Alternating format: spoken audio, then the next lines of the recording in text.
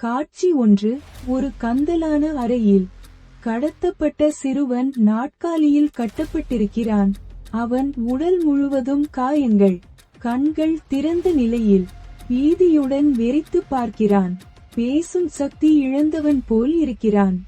அவன் அழுக்கடைந்த சட்டை பையில் ஒரு காகிதம் மடித்து வைக்கப்பட்டுள்ளது. காட்சி 2. காகிதத்தை விரிக்கிறார்கள். அதில் இரத்தத்தால் எழுதப்பட்டிருக்கிறது, நான் பார்த்துக்கிட்டே இருப்பேன். சிறுவனின் கண்கள் வலுக்கட்டாயமாக திறக்கப்பட்டு இமைகள் தைக்கப்பட்டுள்ளன. அவனால் கண்ணை மூட முடியாது. இந்த கொடூரத்தை பார்த்த போலீசார் அதிர்ச்சியில் உறைந்து போகிறார்கள். காட்சி 3. த்ரிஷாவும் நயன்தாராவும் ஒரு பழைய குடோனை நெருங்குகிறார்கள். கதவுகள் துருப்பிடித்து திறந்தே இருக்கின்றன. உள்ளே நுழைந்ததும் அவர்கள் கண்ட காட்சி அவர்களை ஸ்தம்பிக்க வைக்கிறது.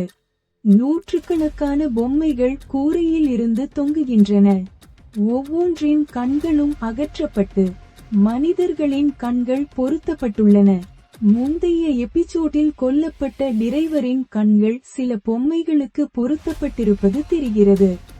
எஸ்.ஜே. சூர்யா சொன்னார், கண்டுபிடிச்சிட்டீங்களா? புத்திசாலிங்க. ஆனா நீங்க வந்தது என்னோட இடத்துக்கு இல்ல, என்னோட பொறிக்கு. காட்சி 4. குடோன் வெடித்து சிதறுகிறது. தீப்பிழம்புகள் எங்கும் பரவுகின்றன. த்ரிஷா அதிர்ஷ்டவசமாக உயிர் தப்புகிறார்.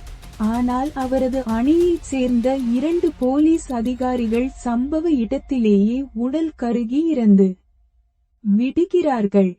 முடிவு: போலீஸ் டிபார்ட்மெண்ட் மொத்தமாக தோல்வியை ஒப்புக்கொள்கிறது. இந்த சம்பவத்திற்கு பிறகு மக்கள் வீட்டை விட்டு வெளியே வர பயப்படுகிறார்கள்.